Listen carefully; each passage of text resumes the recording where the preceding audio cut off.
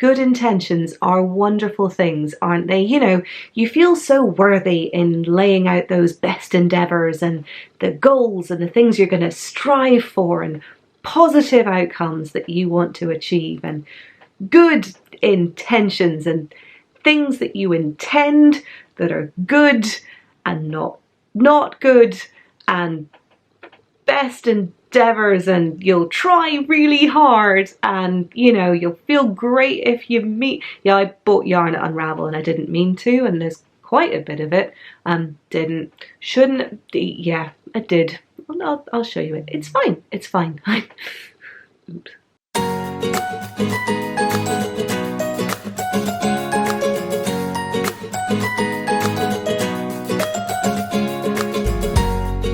Hello there, Pickles, and welcome to episode 40 of the Knitting Vicariously podcast. My name is Caroline. I'm found more commonly across Instagram and Ravelry as dunderknit. I'm a knitter living here in London in the UK, and if this is your first time joining us here on the podcast, a very big hello and welcome to you. I do like to give a little word of warning up front just to let you know that there is a little bit of swearing that happens on this podcast. This is a swearing friendly podcast, and therefore if that's not your bag, if it's not for you, if you have children and you do not wish them to hear that kind of language being used, I completely appreciate it. This won't be the podcast for you, but thank you so much for giving us a go anyway. But for everybody else, whether you be used to it by now, whether you tolerate it, embrace it, or indeed wish there were more of it, I really do hope you're well. Thank you so much for coming back. We're edging into the start of March here in the UK, and it's a little bit grey and dreary outside, but still chilly enough for me to get a bit of use out of my knits, which is no bad thing whatsoever. Those of you who watched the previous episode, thank you so much for doing so. Thank you so much for dropping in all of your comments and posts as ever. I really, really do appreciate it. I mentioned that this month is going to be a little bit of a funny one in terms of podcast timing and recordings. I'm going to be heading off on holiday next weekend, that is middle of March, through to the end of this month. My mum and I are taking a trip to the west coast of the US to head around some of the national parks in the sort of southwest of the USA, and very excited about that. I mean, woefully underprepared, but very excited all the same. And so I am trying to film a little bit of content before I go and spread it a little bit more evenly throughout this month. So this is going to be a regular episode. The next episode, episode 41, will be an episode with a difference because I am not able to show you future knitting. That is not the way that time works, but I am able to pre-record something and post it up a little bit later on this month. Thank you so much to those of you who've been posting a myriad of questions over in the Q&A thread that we created on Ravelry. Thank you too for the most part adhering to the very rough and slightly comedic guidelines that I put up in the previous episode. I really appreciate the questions that you've been asking.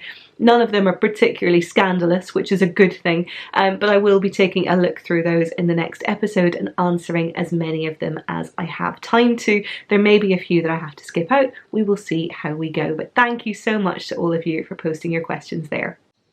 As I mentioned, I'm going to be heading away. Both Mum and I are very much looking forward to it.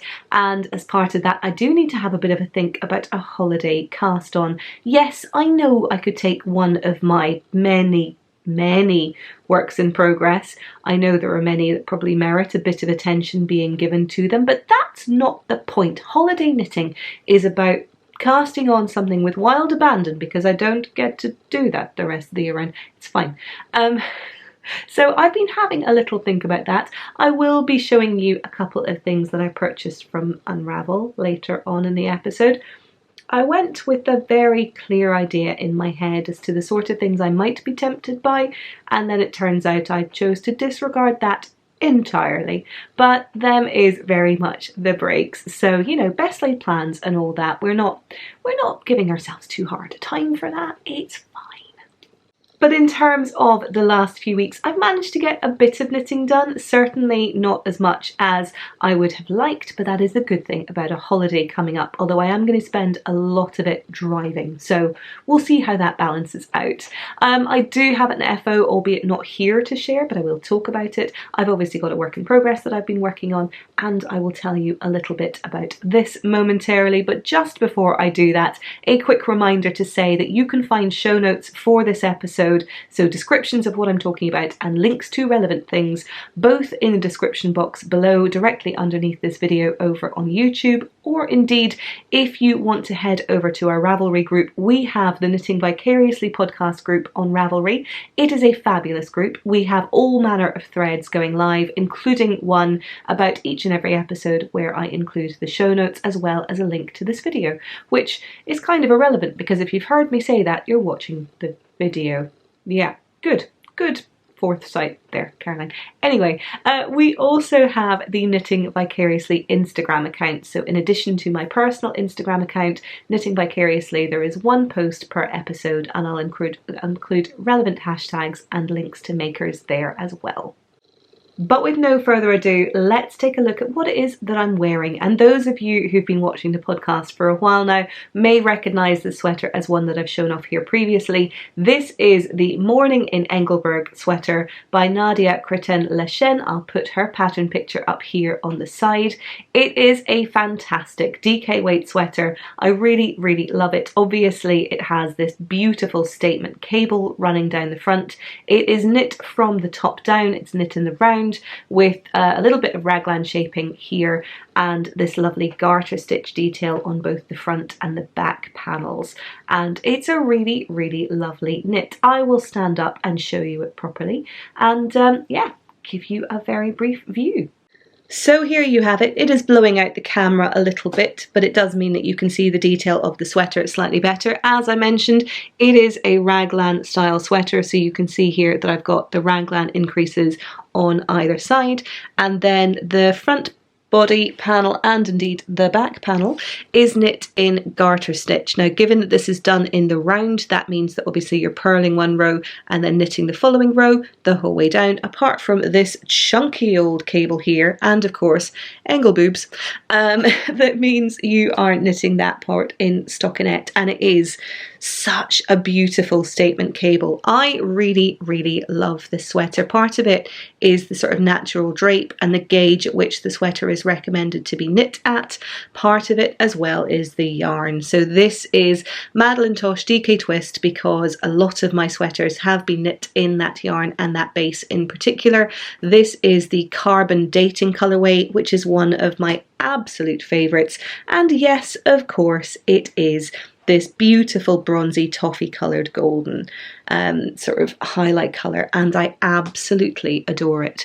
Other things to note about this sweater is the neckband is knit alongside the sweater, so it means that you're actually starting and casting on with the neckband and then rolling straight into the sweater itself, so no picking up stitches up here at the top, and again all the way down to the bottom, which you can see there. So yeah, I really, really like the sweater. You can see also there's a little bit of nice detailing up the side on either side, and yeah, really, really love the sweater. Let me sit down and just finish telling you a little bit more about it. So yes, as I mentioned, I really, really do like this sweater. If I had one complaint or one thing that I would modify and do differently the next time round, what I would say is it is quite a deep neck. I'm trying to remember if there's any short row shaping on the back of the neck just to raise it up a little. I'm not sure that there is. I would probably try and revisit that, and I know it's going to be a little bit more complicated with the garter stitch on the back panel there, but I do find that the back of the neck is just a little bit lower than I would like it to be. Ideally, I'd like it to be a tiny bit further up. It's also quite a wide, almost a sort of boat neck shape which again, it works with certain tops. I like to try and have sort of straps underneath that aren't showing, but it does mean that I'm quite conscious of how widely this sits on my shoulders. Knitting it again, I would probably try and either increase the width of the neckband a little bit, maybe start with a slightly tighter cast on to pull it in a tiny bit more. I know I could modify this one. I know I could go and sort of crochet chain it round and stabilize it a little bit more, but I think it wouldn't sit quite right if I were just to cinch it in a little. I'd probably want to make some modifications there from the start. But to be honest, I'm nitpicking a little bit because I really, really do love this pullover. As I mentioned, it's knit at quite a loose gauge, so it's DK weight yarn, but it's knit with a 4.5 and a 5mm needle, which is a US size, I believe a 7 and an 8. And so that means that when it comes to the sort of drape of this front panel, it is lovely and kind of just really cozy. I knit the size 44-inch bust, so it's got a couple of inches of positive ease on me, and I find that works really nicely. It's a lovely cozy sweater, not particularly fitted, but a style that really lends itself to being slightly boxier. So yes, I really, really do enjoy it. I did alternate skeins with this hand-dyed yarn, particularly some of the Madeline Tosh tonal colours tend to work best when you are alternating them. I did not use helical knitting, which is a method that you can use that makes life so much easier. This was back in the day when I was just twisting yarns around themselves after each row, so knitting with one skein of yarn and then holding that and wrapping the other new skein just underneath it to then keep that new one in place, and then knitting with that new skein for a round until I had sort of knit far enough that the two blended quite nicely together. And it does mean that there's a really nice kind of colour transition the whole way through it, not transition but sort of balance the whole way through it. There's no sort of stark lines where you can see me alternating from one to the other, even on the sleeves, which is great. There's obviously a little bit of pulling every now and again, but for the most part it's worked really nicely. So yeah, really pleased with this sweater. Definitely a pattern I would recommend you taking a look at if you're in the market for something a little bit kind of cozy and slightly sweatshirty-ish, but with a really nice cable statement detail. And spoiler alert, this may be a holiday knit cast on. I'm definitely contemplating it. I'd forgotten about it and then put this on today and went, ooh, yeah, I like this sweater, I like it a lot. So there may be another of these in my future. So there we have it. This is what I am wearing, and I don't believe I wrote particularly extensive project notes for this sweater. It was all very much to pattern and perfect, but I recommend that you take a look at the pattern itself. I do know that I knit this in just on 5 skeins of yarn, so about 1250 yards, which is pretty impressive as DK weight sweaters go, even one with a little bit of positive ease. And again, part of that is down to the gauge that it's worked at, so definitely one to take a look at. But moving along into finished objects, I do not have my finished object to share with you, but I am very happy to say that I did get the newborn vertebrae cardigan that I showed on the previous podcast done in time to gift to my friend. This is a project that I mentioned on the previous episode. It was a work in progress that I wanted to get finished for visiting my friend and her newborn, who is beautiful and carries this cardigan off with absolute aplomb. But this is the Newborn Vertebrae by Kelly Van Niekerk. Kelly has a range of these patterns available. The Newborn Vertebrae is free, but there are also a number of different size ranges, including a baby vertebrae. I'm fairly certain there might be a child one as well, and then Mama Vertebrae, which is an adult sized as well. Now those are paid for. The Newborn Vertebrae is free, and the Newborn Vertebrae is knit with fingering weight yarn. I knit my version, and I will include a picture of my version here, in some fingering weight yarn that I had in my stash. This is beautiful yarn by sadly a company who are no longer dying. This is by Hey Sister Yarn Co, and it is their Geronimo sock base, sorry no, their Allons-y sock base, which is an 80/20 merino nylon sock base in the Autumn Leaves colourway. It's a beautiful kind of peachy pink with some speckles in it, and I thought would be absolutely perfect as a great balance of a lovely, really nice kind of sock yarn that is slightly speckled and a bit of interest to it, but also something that, given the nylon is in there and it is superwash, is going to be absolutely fine with that little bit of wear and tear that newborn babies tend to put their garments through. So this was a joy to knit. I finished it pretty swiftly.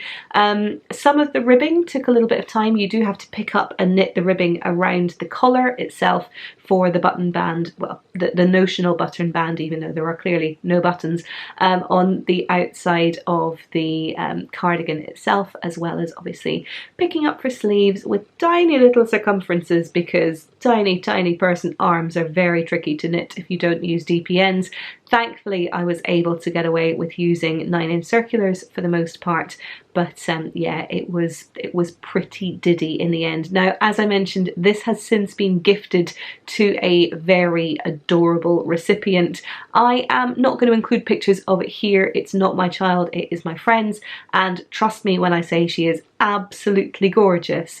But yeah, I'm not really comfortable in sharing pictures of that on the podcast here when my friend hasn't given me permission to do so. But between the newborn vertebrae cardigan, the flax-like pullover, the Elijah elephant, and indeed the mignon cardigan that I've shown on previous episodes, it's fair to say this is one pretty well decked out tiny child, and I'm delighted that both she and her parents are enjoying the garments that I've knit her so thoroughly. I have not forgotten about the teddy bear onesie. Trust me, I couldn't if I tried, but it is fair to say I haven't picked that up in a few weeks now. There's a couple of reasons for that. One, because you've heard me swear about it before. You know my feelings on the subject generally, but also because it's fair to say that this little girl is a little bit small at the moment to be thinking about wearing a 6 to 12 month size teddy bear onesie, and so the good news is I have a little bit longer to plug away on that before she's going to need it or be able to fit into it. So it is still on the radar. I will not forget about it. I will not let it languish for too long, but I've certainly got a little bit of a stay of execution, if you like, on having that finished and ready to gift. But I have not been resting on my laurels, no indeed, for there is another work in progress that I showed on the last episode that's been getting a fair bit of my attention.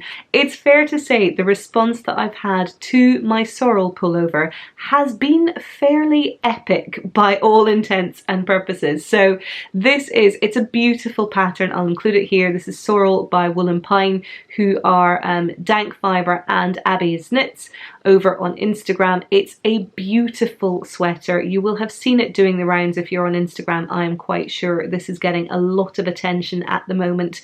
It's a great sweater pattern. It looks fantastic on a range of different bodies and sizes, and it's fair to say it's a pretty fun knit as well. Now, shockingly, my colour scheme may gently conform to type on this podcast, in that I showed some of the yarns that I was using in the previous episode, and they range from a sort of beautiful gold with some variegations and some pinks and some blues and so on speckled in there, all the way through to slightly more kind of real burnt orange colour. It is stunning, and I've been making a fair bit of progress. For those of you who watched the last episode, you may remember that I was up to around about sort of here. I was maybe a third to halfway through the yoke, or the sort of depth of the yoke itself. And yeah, I've made a bit more progress on it. So here you have it. This is my sorrel in progress. Now, the camera is making it a little bit more kind of orangey today than it is in reality. There's definitely more sort of a yellow tone to it rather than a true orange tone, but still you can get a little bit of the effect. Let me hold it up to the camera so you can see it properly. There you have it. So you have the neckband, you have this frankly beautiful yoke all the way down. You can see that it's mohair held together with this fantastic single ply yarn underneath, and then gently fading into the body of the sweater itself as well. So I am really enjoying working on this. I know I mentioned that this is perhaps a little bit dramatic up here at the top. Some of the speckles, some of the pops, some of the vibrancy of the colour is you know, considerably in your face, but at the same time, the more I'm working on it, the more I'm enjoying it. Now, there is some short row shaping in this pattern. It's not at the top of the neck, it's actually just underneath.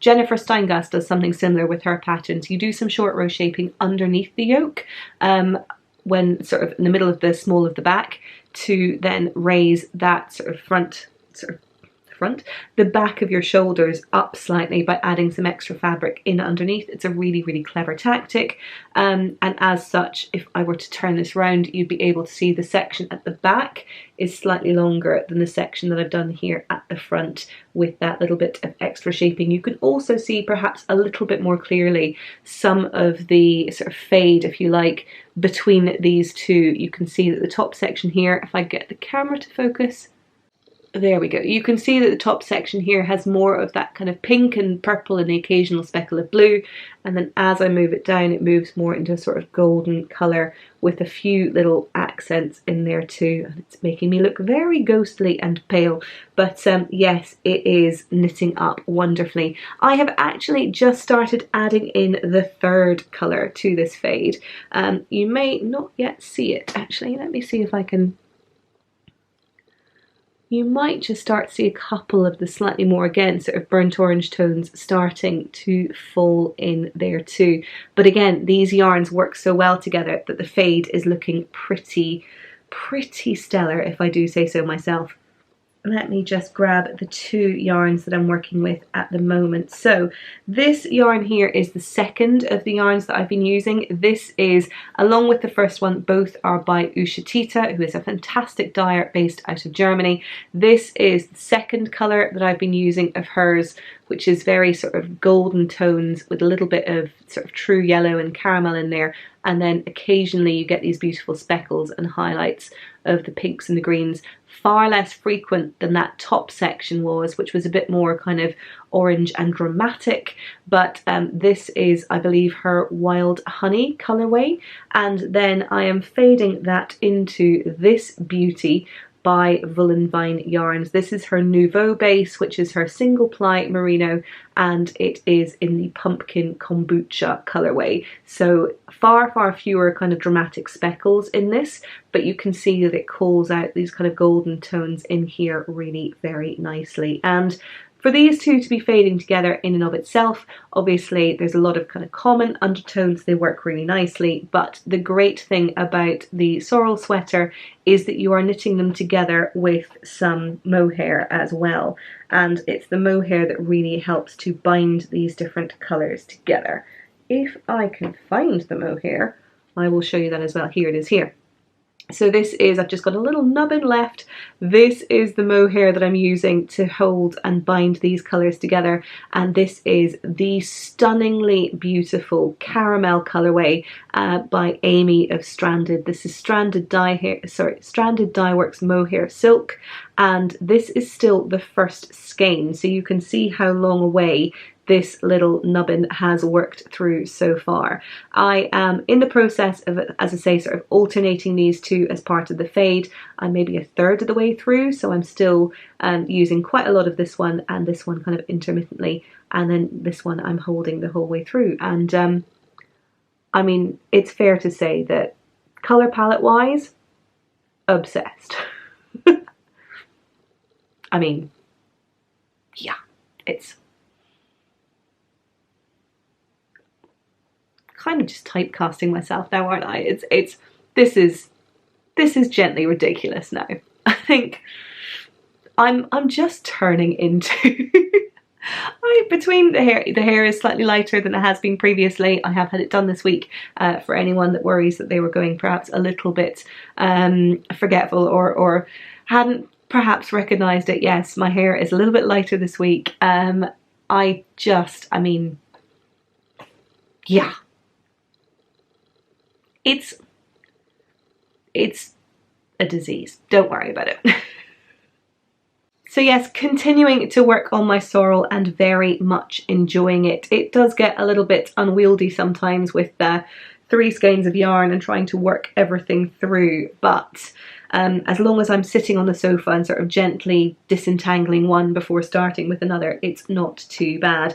At the moment, I've turned the jumper right side out. I am currently knitting it inside out because the main body of the sweater, once you've completed the yoke, is actually knit inside out so that you're knitting all the way around as opposed to purling. But when you wear it the right way round, it will be the purl side that's showing the reverse stockinette, but I'm knitting it this way out at the moment, which is a much more comforting and kind of fluid knit as far as I'm concerned. Let me just disentangle that a little. But yes, I am working on this at the moment in terms of needles. As I mentioned, I do really love working with Chowgoos. I am using 3.75mm needles, which is a US 5, which I believe is the standard recommended needle size. I've been checking my gauge as I go along. For those of you who don't know, I am not a swatcher. I am not one of this earth's swatching minded people. I am very much a fling myself at it, see how we go. If I have to rip it out, more fool me. But for the most part, I'm pretty much bang on gauge, which is brilliant. I did try it on very briefly just after I separated for the sleeves, so just back here, I tried it on. I should also mention as well, I took out a couple of the repeats in the yoke. A few folk had mentioned this to me, including my lovely friend who is Jess, who is Film Fromage, who has knit a beautiful, very kind of gothy, moody, perfect version of this, and thus a very Jess version of this. And she mentioned that she did one repeat fewer on the yoke itself. I think I ended up doing at least one, if not two, fewer repeats than originally written for my size, and it fits me really nicely. I know that certainly from looking at a couple of the pattern pictures, it sits perhaps a little bit more similar to this sweater, actually, my Morning in Engelberg, which again, it's designed to have a slightly more relaxed feel and sit perhaps a little bit deeper on your arms. My underarms, if I were actually to show you, are a little bit higher, and this sweater sits and conforms a little bit more closely to where my actual underarms are, which for a sweater that should have kind of almost no ease, perhaps a tiny bit of ease by the time it's washed and blocked. I'd rather it was sitting a little bit higher than something that's sitting a bit lower, because with zero ease that might look a little bit strange. But as I mentioned, I am still cracking on with this, really enjoying it. Once I get this third skein started in terms of the fade, there's a good few inches of that just down sort of midriff to probably just underneath my natural waist, and then from there I will swap out the final skein, which is another beautiful skein in lamb strings yarn, and it is her Sadie Singles base in the Rooibos colourway, which is just a slightly kind of deeper, more, I want to say sort of blood orange version of the pumpkin kombucha colour that I've got in here. So really looking forward to adding that in too. But yes, carrying on working with this, great sofa knitting, very much enjoying it indeed. And that's essentially what I've been working on for the last few weeks. Now, inspiration has definitely not been thin on the ground, and Unravel was a fantastic source of that yet again. So I'm going to move along into a little section around stash enhancement, perhaps not as little as it perhaps should be, but you know, that's fine, it's fine. We're allowing ourselves the chance to completely kick all of those good intentions that we had out of the park entirely. Because I went along to Unravel this year, which took place I think around about the 20th, 21st of February in Farnham in Surrey in the south of the UK here. And it was a fantastic event. I really enjoyed going along, meeting up with a few of you who were there. Thank you so much to everybody who stopped me, who said hello, who gave or received very willingly a hug from my side. It was really wonderful to see so many of you there and stop and have a quick chat with you as well. Apologies for anyone that I was vaguely sort of snotty in the direction of. I was getting over the very tail end of just a bit of a grim head cold that had taken hold of me earlier on that week, but thankfully it was over for the most part by that point, and I had a really lovely day. I did make a few cheeky purchases, and so I will showcase those to you now. What I will say about Unravel this year though is there was a very different feel to the event. I know that there were quite a few changes to the way in which the festival has been organised, and there in particular, and following on from a lot of the conversations that we've been having in recent times, I know there was a particular emphasis that was put on ensuring that the folks that were able to showcase their work at the festival and the vendors that were on site there were a little bit more representative and diverse, and that attention was given to those things when seeking out and indeed confirming the different vendors that were on site, and it definitely showed. Even right down to, there were certain vendors that I know from previous years having attended who it felt as though they were always in very distinct places. You kind of knew where to go to find them, and it meant that, in all honesty, there were some parts of the site and some rooms that I was not that I disregarded necessarily, but I knew that there were certain places that I was just less fussed about seeing, because sometimes it felt as though there are some vendors who, they do beautiful work, it's just not necessarily stuff that I appreciate or is for me. Not everyone does everything that works for everyone, and so there were some vendors that I kind of thought, oh yeah, I've seen you before, you're great, I appreciate what you're doing, I've had a quick skim, but I'm good. And actually what I'll say about this year is that part of what had been done was to move around some of those different vendors, change up the sort of general feel and layout of the site, and that made it really interesting to go around and see, and it made me curious to go into all of the different rooms, whereas in the past I might have perhaps steered away from a couple or just given them a quick cursory glance. So really, really big congratulations to the team who worked on the Unravel, both the selection panel itself, and I know that Alison, who is Champagne and Kiviak over on Instagram, was doing a huge amount of work behind the scenes as well. So without wishing to kind of, I guess, forget anyone, but as I say, everybody who was involved, fantastic, huge congratulations. It was another great year at the festival, and because of the changes that were made, it made it really, really interesting and a great opportunity to go and see some new vendors that I hadn't had a chance to take a look at in the past. When I arrived there, I made a bit of a beeline for the Great Hall. I like to try and start in that main section and then head up to the rooms upstairs and sort of potter around, because there's a little kind of nooks and crannies. I don't know if I've mentioned in the past, Unravel is held in a maltings building, which is a particular kind of style and I guess venue type. There are a few different function rooms and areas available, which is perfect, but it does mean it feels a little bit kind of labyrinthine, and you know, it's one of those places where you do need to keep referring to the site map to make sure that you've seen it all and you've found the vendors that you wanted to try and find, because otherwise you do risk kind of missing them out somewhere within the site itself. But the Great Hall is a great place to start. It's quite open and quite a lot of space down there. There were some great vendors, including Pom Pom Magazine, including Dusty Dimples, who I got to say hello to as well. John Arbon were there, and then there was a stand right up at the back on the stage area, which was Ovis Etc. Now, Ovis Etc. I have seen up at Edinburgh last year. I actually included some of their yarn as part of the Vicarious EYF prize that we had, and they do some beautiful dyed, quite kind of woolly wools, and really nice, not again, I'm quite specific with what I consider to be rustic wool, but certainly something that's got a bit of a squish and a toothy feel to it. And it's fair to say that I was rather struck by some of the marl yarns that they'd been putting together, to the point where these had to come home with me. Now, I know that this one's inevitable. I know it is, because gold and typecast, and I mean, you only have to look around me. But honestly, they're so pretty. Let me hold them up so you can see them properly. Here you have it. So the camera's doing slightly funny things today, partly because of the grey weather. It's quite overcast, but the sun is trying to break through.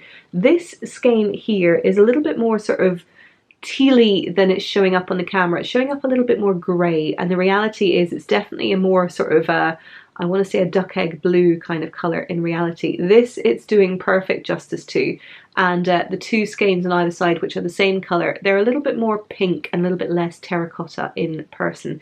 Perhaps if I pull them back here, you'll get a slightly better feel for the colours together, maybe. But yeah, it's such a beautiful, beautiful set of yarns. They actually came as two separate pairings.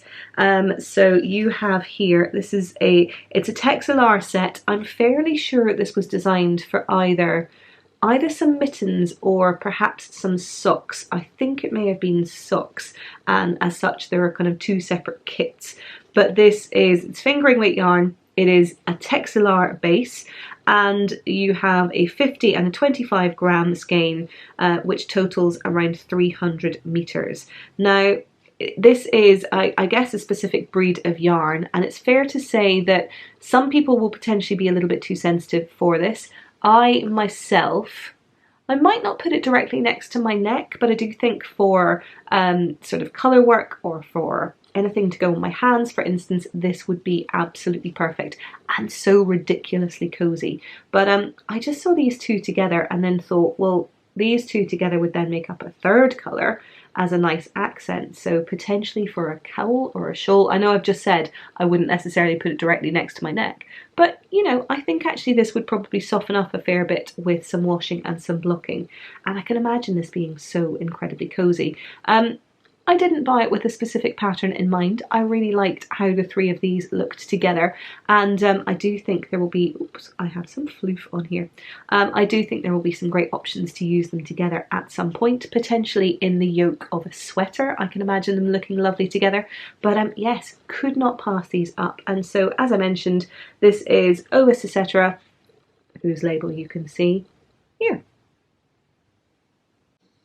One person who I do always try to look out for at Unravel, and indeed a couple of the other festivals here in the UK, is the wonderful Tilly Flop. Julie of Tilly Flop is someone who I've known and been speaking to at some of these events for a number of years now, possibly since around about my first Unravel. She is a wonderful person, just truly wonderful, cheerful delight of a human being, but two, a very talented and very funny graphic designer, and creates a series of beautiful cards, stationery, generally just kind of some really great things that act as the perfect foils and gifts for all of us knitty and crafty folks generally. Some of the cards she makes look a bit like this. I'm going to tilt it slightly so you can read it. So we have a fantastic card here that says, made just for you with lots of love, yarn, and maybe the odd swear word. And I think it's fair to say that you appreciate how entirely apt this is for me, to the point where I would like to claim at least a tiny bit of credit for inspiration. Not fair. I think everybody swears. It's just that I tend to, you know, broadcast it. So I have a couple of those cards here. I also have a great card that I really enjoy, which is one that says let me get this to focus, the bearer of this card is entitled to, and then you can choose from the list. I quite like the fact that the date is rather open-ended, as is my want. And so as part of that as well, there's another beautiful card that she has, which is a sweater design with all of the different breeds of sheep on there too. It's really pretty. And as I've mentioned, Julie's cards are just wonderful. They're incredibly well made. She does all sorts of prints and graphic design. That's her logo here. You can find her online. I'm sure she will deliver to you wherever you happen to be. And if you're in the market for cards, for stationery, for crafty friends, or indeed for those who are perhaps crafty adjacent and appreciate some of the, you know, trials, tribulations and general foibles that come from knowing and working with crafters, she'll have a card for you, trust me. The next thing I purchased is a maker that should be familiar to those of you who've watched the podcast for a little while now. Those of you who saw or partook in our giveaway around the Blame Dunderknit along, or those of you who watched in the episodes in the run up to Christmas and just afterwards, will be familiar with the wonderful Malika. Malika jewellery is stunning jewellery that takes some of the kind of crochet and knitting aesthetic and incorporates that as part of the jewellery that she creates. Soraya was so kind as to work with us on the Blame Dunderknit Along giveaway with that beautiful brooch and stitch markers that were on there. She's created some of the earrings, including these ones here that I've worn on the podcast in the past that I absolutely adore. I have these and one other pair. I may have also commissioned a pair when I was there, and I'm super excited. I will be showing those off as soon as I receive them here, because You're not going to be surprised with the colour that I've gone for. I'm just going to put that out there, but I'm very excited about seeing those. But yeah, these are my little drop earrings that I bought from her at, this is the Make Joy event back in November, and I love these an awful lot. Now, she had these on display, she had other things on display, but there's something that caught my eye that I've been meaning to invest in for quite some time. She has these kits available, and these kits are to make a beautiful twisted necklace, as you can see here. Now it is a kit. It comes with everything that you need to make this, including the jewellery wire itself, the crystals that are then included on the necklace itself, as well as the chain and clasp. And all you need to do is obviously provide some of the needles and both knitting needles and the sewing needle, just to make sure that that is all attached at the end. But hopefully you can see here, it is this stunningly beautiful twisted necklace that is knit using this incredible jewellery wire, and as such is such a beautiful statement piece. So this is a kit that I've had my eye on for quite some time. I can see wearing this alongside a simple black sweater, perhaps a sort of high neck black sweater with this sitting over the top, would be absolutely beautiful. And so I'm going to pluck up the courage and work on this pretty soon. But I love this, honestly. Malika's jewellery, whether it is jewellery that she's already made, whether it is kits that you were able to get your hands on, or indeed whether you wish to custom order something from her using some yarn that is particularly dear to your heart, please do give her stuff a look. She is just ridiculously talented, and this feels very kind of different and quite a good statement within the market, but still being able to make the most of our crafty credentials. While up in that room, I also stopped by the A Yarn Story booth. A Yarn Story is a fantastic and beautiful yarn store based over in Bath. I think from my Vlogmas in 2018, day 2, I include a little bit of footage from their fantastic store, but they have some beautiful yarns on display. They usually have Walcott Opus there, which I've bought 2 sweater quantities of in previous years at Unravel, and I have not yet knit with, so I managed to steer clear of that for this year. You'll be delighted to hear. But it didn't stop me from falling down ever so slightly and picking up a couple of goodies on their stand. The first, because how could I have resisted these?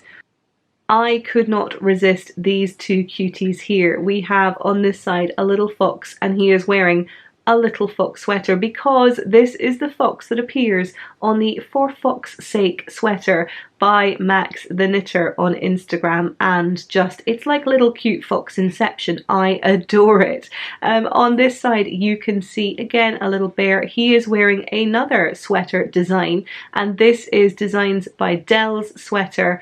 I need to double check the name of this pattern actually, but I do know that together this fantastic power couple of knitting are branding themselves Le Garçon, and as such they have these 2 adorable badges available with their designs featured on there. And I know that Max is a graphic designer, hence the adorable cuteness that comes both in his designs and the sweater, that these little characters themselves. But obviously both he and his partner are incredibly talented knitwear designers, and just ridiculously talented and cute and adorable with their branding to boot. So, you know, frankly, it's almost unfair. So yes, I could not resist purchasing these 2 cute little pins here. And then the other thing that I picked up from the A Yarn Story booth was this floofy pom-pom of joy. This is a pom-pom by, let me find it on here, it is a Headhunter, is what it says on here. And what else we've got? Webpelsbummel, which I'm guessing is a faux fur pom-pom, and it's just huge and obnoxious and glorious. And this is almost a perfect match for my latest Jenica hat. I knit it in this beautiful kind of smoky pink colour with yarn that I picked up from Rhinebeck last year from Indie Untangled, Earl Grey Fibre Company, in the sweater weather yarn, and this pom-pom feels like it will be a perfect match for that hat. And I mean, huge and obnoxious, and I love it. And while we're on the subject of pins, I just want to showcase this little beauty as well. This is a pin from the BIPOC in Fibre group, set up by the likes of Laura Hamilton Brown, Knit Sonic, and indeed Jeanette Sloan. Those three fantastic folks were on the stand when I stopped by on the Saturday. They have a wealth of just great work that is ongoing just now, including the BIPOC in Fibre Instagram account, which is designed to give a little bit more visibility and a platform to those makers that form part of the community there as well. And so if it's something that you're not already following on Instagram, I would highly recommend you step on over. They also have mailing lists and are looking at bringing a little bit more, as I say, visibility to some of the upcoming events and initiatives that they have planned. So definitely worth keeping an eye on there and lending your support. Now, it's fair to say that floofy yarn is still having a little bit of a moment, and certainly for me in my heart, as we can see with my sorrel, I am very much enjoying working with a little bit of mohair silk. It's not something I have a huge amount of in my stash. I do have a couple of skeins. I have a couple actually just in the cubby up there that you can't quite see. Sorry about that.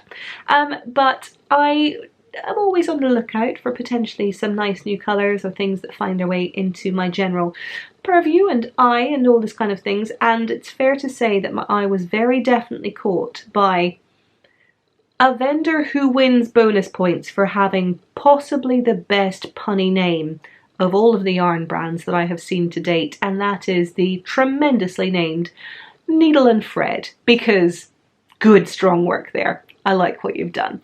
And it's impossible to really resist when you see yarn that looks as gorgeous as this does hanging up on a stand. And I mean, really, it's beautiful. It is just this perfect kind of like mermaid teal blue colour. The depth of colour in this, the sheen, the way in which the yarn has taken this colour is absolutely stunning. The colourway is called Tealing My Heart. Again, strong pun, I like it. And it is on their kid mohair silk base. It is 72% kid mohair and 28% silk. This is a company based up in Manchester, and I was lucky enough to spend a couple of minutes just chatting to the vendor there as well. Lovely human being. Really enjoyed meeting with you and having a chance to talk to you about your yarns. And yeah, in love with these, absolutely in love with these. Desperately need to find something to work with them on. It's fair to say I have a couple of single skeins and a couple of sweater quantities that these could work quite nicely with, whether it be my... So again, I think I've talked about this in the past, but for those of you who are unaware, along behind me are all of my sweater quantities in a various array of weights, but I do also have sort of single or small multiple skeins in these two sections here on that side. This is predominantly fingering and some sport weight, and this is slightly heavier, predominantly old DK, maybe a little bit of worsted weight. And so I am sure that somewhere in my stash I will find something pretty wonderful to pair these beauties with, because they're so pretty.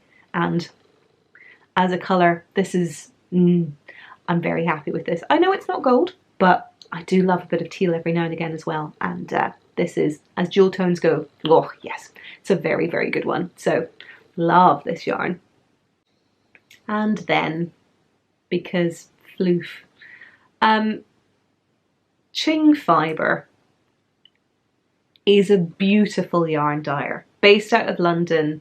Really stunning colours, some really interesting bases, and one base that I had seen them talking about both on their Instagram, and I do subscribe to their email newsletter as well.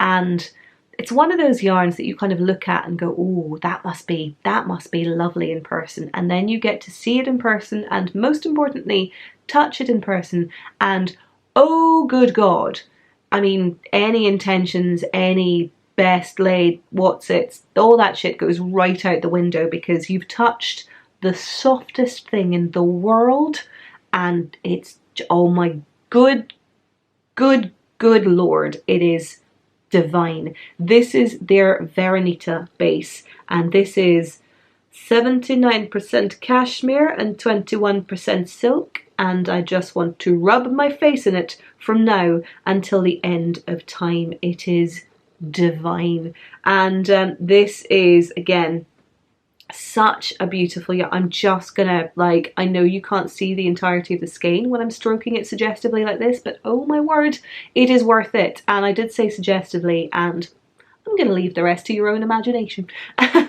But yeah, this is just it's beautiful. So color wise, there's no specific name on here. This is color 7854, catchy, but it's this beautiful kind of slightly dusky pink color, and I don't care if I can't pull it off. I love it, and it is, oops, hello thread. It's just beautiful. Let me hold it up so you can see and appreciate properly. I mean, you can see the core that's in here, the silk core, but for anyone that does have an issue with mohair, you'll be fine with this, trust me. It is buttered kitten soft and ridiculously amazing. So this is, it's 25 grams, it's 300 meters. It was around about 25, 26 pounds, I think, a skein. So again, not the cheapest of yarns. However, what I will say is mohair silk usually retails for somewhere in the region of about kind of 20 to maybe 25 for an indie dyed skein of merino silk. And with that, the yardage is a little bit less on this, so you're getting 300 meters as opposed to maybe the sort of 450 meters that you get with some lace weights. But that being said, again, this is cashmere. It is a slightly more expensive, and I know it's a slightly extravagant purchase. However, I have been toying with the idea, and again, potential holiday knitting, I have been toying with the idea of knitting a ranunculus sweater. I will include the pattern picture up here, but I do want to highlight that this is a sweater where, before you think about it or dismiss it or in any way make any kind of designs on the sweater based on the pattern picture, I really do urge you to take a look either at the other designs on the Ravelry pattern pages and project pages, or potentially at the ranunculus sweater hashtag over on Instagram, because this is one of those sweaters that I dismissed a few years ago now on the basis of the pattern picture. Since seeing it knit up and on other people, I have changed my mind entirely, and this has now become a sweater that I really do quite want to knit. The idea of being able to knit it is knit at a very loose gauge, it's knit with kind of floofy yarn, hence, yes. And quite, as I say, sort of an open, loose gauge, designed to be worn over perhaps a little vest top or something. And between these two skeins, I've got about 600 meters. I reckon I should be able to get a sweater out of that. It may have slightly kind of bracelet or 3/4 length sleeves, potentially. We'll see how we go. But I've got this earmarked for a ranunculus sweater. Whether it is on its own, whether I decide to hold it together with something and have something that's perhaps a little bit less open and flowy, TBD. But I couldn't not. I love how beautifully soft this yarn is, and I'm just going to have to put it down now, otherwise you're just going to see me stroking it like this for the next few minutes, and that's a very different sort of YouTube video. Advertising would be different, niche, yeah, arguably more profitable. Might give it some thought. Another dyer who is based here in the UK, whose yarns I have admired from afar for quite some time now, is Black Elephant. This is a dyer who, she has been in a few of the different local yarn stores I've frequented. I know that Tribe Yarn stock her here in London, but I haven't really had a chance to admire all of her colours together, and she had a booth here at Unravel. Now, she makes some really gorgeous colours. I will say that she is one of those dyers who, when you see some of her yarns that someone's used in a design or a project they've knit up on Instagram, she's one of those dyers who sometimes I can clock her yarns. They are quite distinct, and there's a particular sort of technique or a sort of slight glaze that she uses to them that make them really truly hers.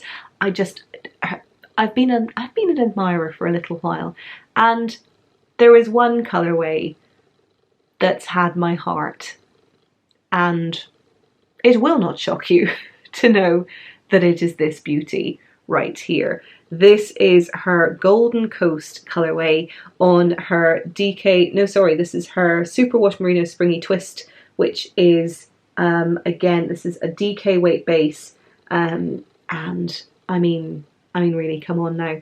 It is Superwash Merino, but it feels like it's an MCN. It is beautifully soft, and as I can say, or rather as I've said, colour-wise, just stunning. I know that on the camera this looks almost a little bit, not underwhelming, but it's certainly not doing the full colourway itself justice. This is, as I say, a very distinct gold that I've seen used in projects, admired it and gone, oh, of course, because it is this colourway.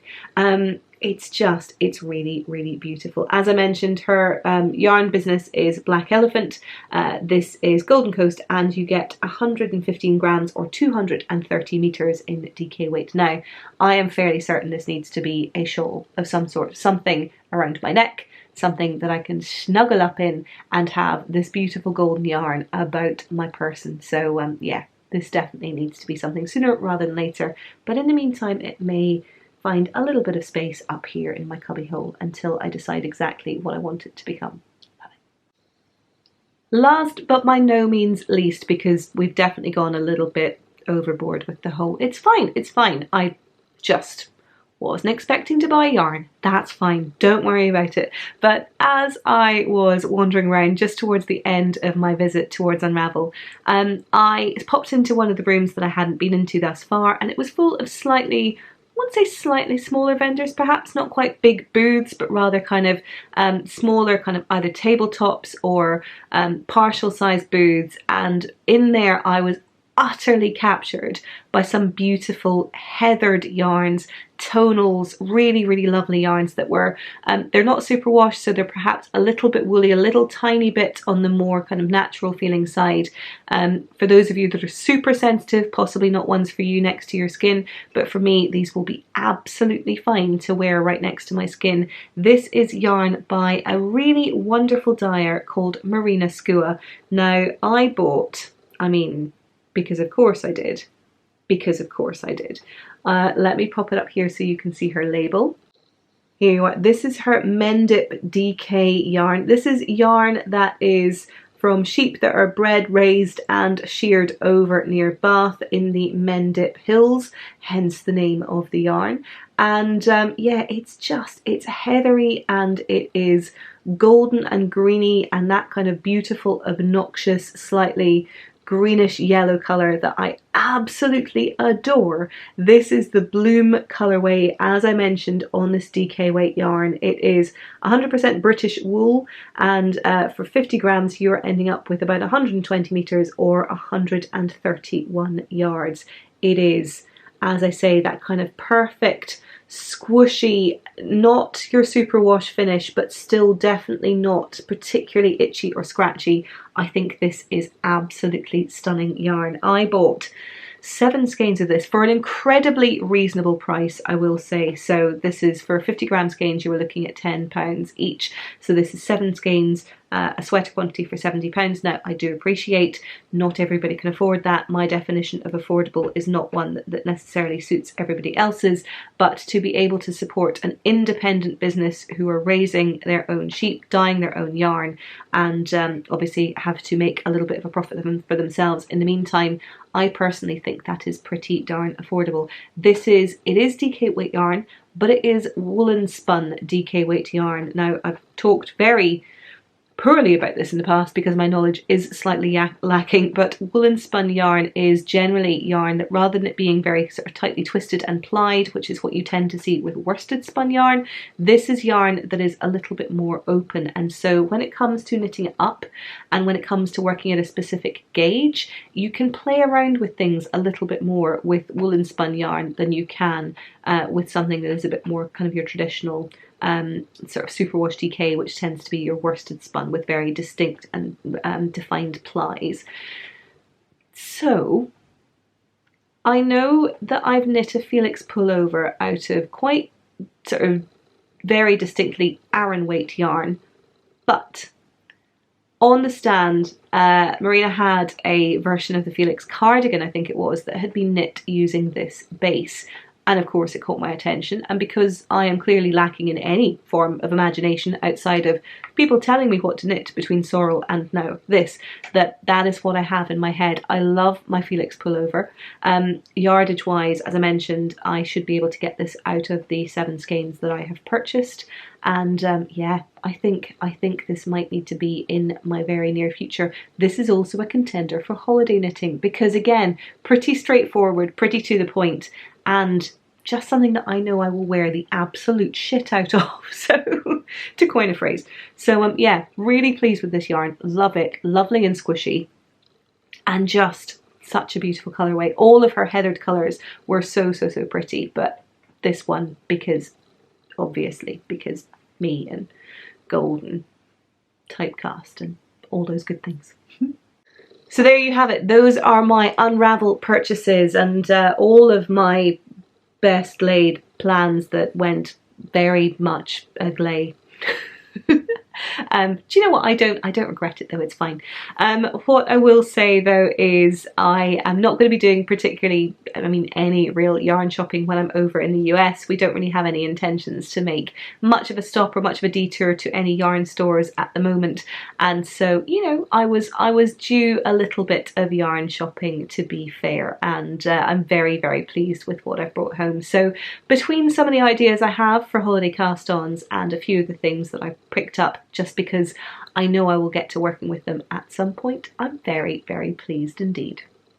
A couple of bits of vicarious knitting for you, things that have caught my eye in some form or another, and the first of those is a pattern that I not only saw over on Instagram, definitely caught my attention there, but also I saw a couple of kits for this when I was over at Unravel, and it really did pique my interest. So Pink Velvet is a new pattern by Andrea Mowry, who is Drea Renee Knits. I'll include her pattern picture here. There is a very good chance that you'll have seen it already doing the rounds over on Instagram or indeed on Ravelry, but this is a colourwork sweater with a little bit of a difference. So the main thing here is, rather than using a different yarn colourway but sticking to the same yarn base or construction, this is a sweater that's been designed to be knit with a contrast in a much more kind of floofy base, and in particular here she has used Suri alpaca and silk, which is a bit of a variation, if you like, on some of the mohair bases that we've seen out there. This the Suri alpaca bases tend to be a little bit denser and a little bit more akin to a DK rather than a lace weight, so you get something that's a bit more substantial, if you like, and therefore works really nicely as an accent here. Funnily enough, Ching Fibre had a number of different kits for these, and a couple of other places were at least including that Suri alpaca base. There are a few dyers out there who stock it. I know, for instance, Stacey of Stress Knits stocks it over on her site, or at least has done in the past. I've purchased some from Skein Queen here in the UK as well. There's a few places around, and it's becoming increasingly popular as folk look for an alternative to the mohair silk if mohair is just not your bag. So this is a really nice sweater to that end, and again you get to see it alongside another perhaps slightly more solid or tonal based yarn to have that real kind of nice balance and set off between the two. In terms of sizing, Andrea does a pretty great job of making it available in a wide range of sizes from 32 up to 64-inch busts. It is a fingering weight sweater for the most part, although as I've mentioned you can go a little bit sort of bigger in gauge with that Suri alpaca. It's quite forgiving in that sense, but the main body of the sweater itself is fingering weight, and so as such you've got a few skeins of that will make up a pretty lovely sweater.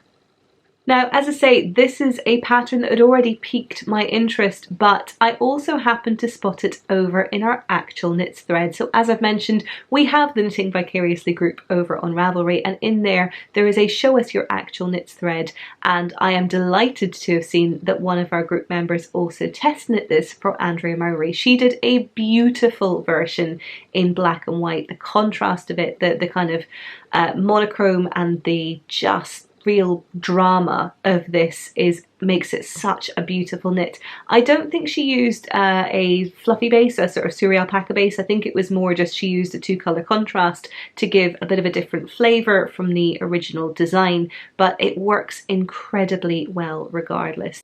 This is Moritz Girl, who I've seen take part in a few of her knit-alongs and so on as well. Her projects are always incredibly well, not only kind of worked and executed, but also photographed. Her photography is beautiful, so definitely someone I recommend checking out if you're looking for a little bit of knitting inspiration, and her version of Pink Velvet is really top notch. Elsewhere in that thread, another couple of projects have caught my eye for just their incredible craftsmanship and inspiration that they're serving up to the rest of the group. The first of those is by Bubble Girl Knits. She knit a beautiful Urpa sweater. I'll include her picture up here on the side of the screen. This is the Urpa cardigan by Linda Marveng. It is a beautiful, slightly oversized, slightly long line cardigan. It is seamed and it is cabled and seamed, and as such Bubble Girl Knits is an absolute glutton for punishment as far as I'm concerned. But to be fair, you have ended up with an incredible, incredible piece of knitwear as your finished object. The red, the kind of plummy colour of this is stunning on you as well, and I just think it's, as a finished garment, it is beautiful. So congratulations on a very, very stunning knit. The Urpa pattern itself is available in both English and Norwegian. It's sized from a 43, just over a 43 inch bust up to a 60 inch. There is a fair bit of ease in there, so ideally it would be a little bit larger at the upper end of the scale, but there is still a fair bit of range in there. Now, this is, as I mentioned, a seamed and cabled cardigan, therefore quite the endeavour, but it does mean that it's going to have quite a bit of stability to it once you do finish up with it. Given it is that sort of slightly longer line and a little bit oversized, having those side seams and the shoulder seams in there is going to help to keep it a little bit sturdier as the wear of it goes on. So hopefully, for all that you will need to invest a fair bit of time in it up front, something that will last a good long while once you have been able to finish that. Not something I could commit to, I don't think. I would love to, notionally I would love to, but that is why my just ultimate respect is going out to Bubble Girl Knits for working on this, because I think it's absolutely stunning. So well done you. And last but by no means least, we have a hat to finish us off. This is the Coral Reef hat, which has been knit by Melanie. I think that's how to pronounce your name. Apologies if I have butchered it. This is a pattern by Asita Krebs, and it's a really lovely hat pattern. It's got this slightly folded up brim. It has the kind of staghorn cables running up the height of the hat itself, and just a perfect winter hat, or sort of winter into springtime hat for yourself, or potentially a gift knit as well. The pattern's designed for DK weight yarn, thus making it a great stash buster for those skeins of DK that you may have languishing around. And best of all, the pattern is also free. So again, if you are looking for something for perhaps some gift knitting, or indeed something just to keep your ears warm in the last few weeks of winter in the Northern Hemisphere, or as you head into it down south, then this is perhaps a great one for you to take a look at. Now, Melanie's pattern as well, or her project rather, is knit in gold, therefore clearly I appreciate it. It's knit in a very similar gold to the original pattern picture as well, but it's a really, really great execution. So congratulations on that. It looks like a beautiful hat, and I hope it is keeping some ears warm around your way as well. And that's pretty much it for this episode. I've definitely taken up a fair bit of time talking about those unintentional and yet entirely welcome stash enhancements that I picked up at Unravel. But yes, I will, I'm sure, be showcasing some of those to you as I use them over the months and potentially years to come.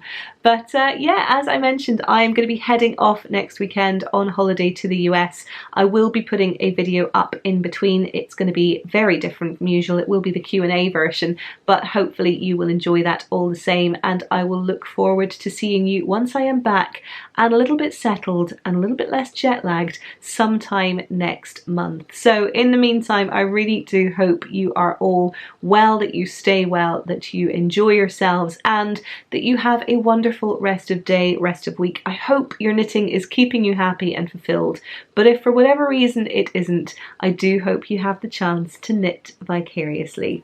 Keep on keeping on. I will see you again very soon. Bye.